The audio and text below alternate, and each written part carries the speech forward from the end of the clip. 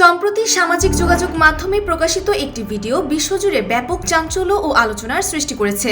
ভিডিওটিতে দেখা যায় চীনা প্রযুক্তি প্রতিষ্ঠান ইউনিট্রি রোবোটিক্স নির্মিত এক ঝাঁক মানবাকৃতির বা হিউম্যানয়েড রোবটকে একজন কর্মকর্তার কমান্ড বা নির্দেশ পালন করতে। কর্মকর্তার নির্দেশ পাওয়া মাত্রই রোবটগুলো নির্ভুল নিশানায় গুলি ছুড়তে শুরু করে।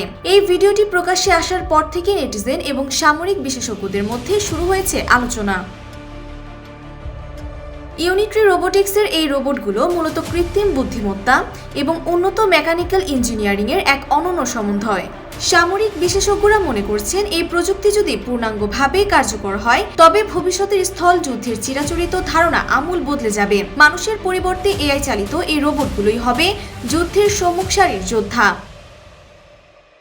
প্রযুক্তিবিদদের মতে মানবাকৃতি রোবটের সাথে কৃত্রিম বুদ্ধিমত্তার মিলন ঘটলে যুদ্ধক্ষেত্রে মানবিক আবেগের জায়গা নেবে যান্ত্রিকতা।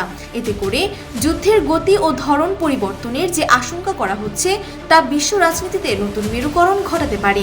বিশেষ করে চীন যেভাবে হিউম্যানয়েড রোবট উৎপাদনে এগিয়ে যাচ্ছে তা পশ্চিমা শক্তিগুলোর জন্য একটি বড় চ্যালেঞ্জ হিসেবে দেখা দিচ্ছে।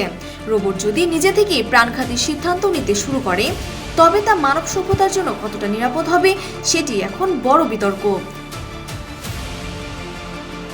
Desk report, Bangladesh bulletin.